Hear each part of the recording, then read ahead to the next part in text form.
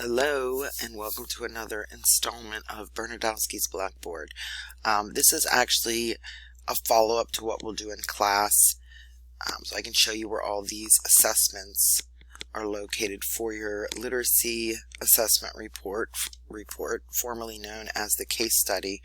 So if you go on the left-hand side to the LAR documents, you'll notice there's a long explanation of what we're going to be doing, how you'll be turning it in, but I want to show you where these assessments are located. So the template is here that you want to work in Word. So you want to download that template and you're going to work in Word.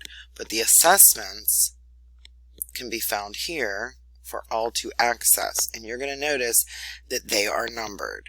And the reason I numbered them is so that you can follow along in the report. So for instance, the first assessment that you have to implement is the PAST, or the Quick Phonological Screener.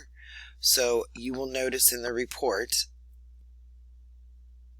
bear with me, here we go, the Quick Phonological Awareness Screener or the PAST. So if you go to those, you will notice there's the Quick Phonological Awareness, and then there's the PAST. There's the assessment, there's a PowerPoint that supports that. We will do that one in class. So that one you're going to have a little bit of practice with, but maybe you decide, I don't love that one, I'm going to go ahead and do the other. You have access to that. The second assessment, if you scroll down, go through this part, is the Core Phonics Survey, which is also a required assessment that you administer. Again, you go to the folder, Core Phonics, there it is, download it, administer, score it, you have it. The next one that is required is the Core Vocabulary. Okay, go up, assessments, number 3, Core Vocabulary, there it is, it's a little crooked, that's okay, print it out, administer, score it, you are good. Now, as you go through these, each of these are numbered. You're going to notice, for instance, the San Diego, that's supplemental. That'll give you an independent instructional and frustration level of your student. Pretty quick one that you could administer, much more user-friendly, or maybe not user-friendly, but a lot quicker, faster than, let's say, the qualitative reading inventory, which we can also get an approximate reading level. So that's supplemental. So when you go to this, you're going to see optional. Anything that's optional, you're going to notice it here. And there's the Quick San Diego if you want it. There's some other optionals that I put in there for you.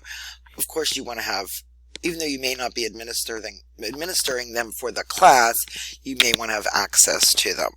So as you scroll down through this report, there's the tower. We're on it's the test of word reading efficiency. We're actually on the tower too. So if you go to our assessments, you notice number 4 is the tower. There's a link to that. It's going to take you a little bit further into the Google Drive to access those documents. All here for you. Next one is your DIBELS that you practice prior to the semester. You're required to do the ORF, Oral Reading Fluency, the NWF, Nonsense Word Fluency, and any other sections that you would conduct based on that child's grade level. Not their reading level, but their grade level. So you have access to that on the front end of Blackboard. So if you go back, it's not in that Google Drive, but you had access here in prior to week 1, where you had to practice the Acadians, formerly known as DIBELS. So the website is there, so forth and so on. So that, you'll implement those. Write that part. There's the ORF. Now, the cube narrative language measure. The cubed is, there's a lot of subtests to this. I'm having you only administer the narrative language measure. So if you look at the front of Blackboard here, there's a ton. I'm shocked at how many there are. Student materials and teacher materials, and there's training videos.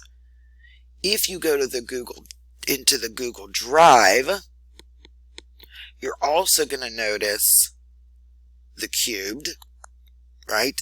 Number 6. And you'll find the pieces that you need there. So lots of stuff. There's the narrative piece. So you can go in and find those pieces that you need and what grade level that you need for your student. So as you go through this, you want to make sure that there's handwriting. So there is one handwriting assessment in this drive, but you can just collect writing samples, right? And look at themes, patterns, trends in that child's not only formation of handwriting, but also use it as a phonics indicator, right? Or even phonemic awareness, phonological awareness. But looking at handwriting, what are some things that child needs to work on? So anything for handwriting would be in the optional. There's a handwriting one in here, handwriting proficiency, but there's also others online that you can take a look at. There are handwriting assessments that occupational therapists use, but we're not going to, I don't want to get into that because we're certainly not occupational therapists, nor do we assess handwriting at that level, right? Pencil grip, all of those sorts of things. So we're just looking at formation of letters with handwriting, and then you can use that to inform other parts of literacy that you may be examining, and you can triangulate that data, right? Digraphs, blends might be an issue with this child. I saw that in some of the other assessments that I administered. So that is kind of the rundown on where to access all that stuff. And if you go back to it, you'll notice that there are also 4 submission links that will correlate with these submission links up here that we will discuss in class. So lots of information, but good stuff.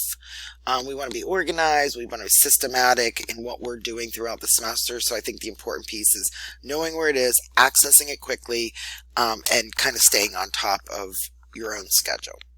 All right. Thank you.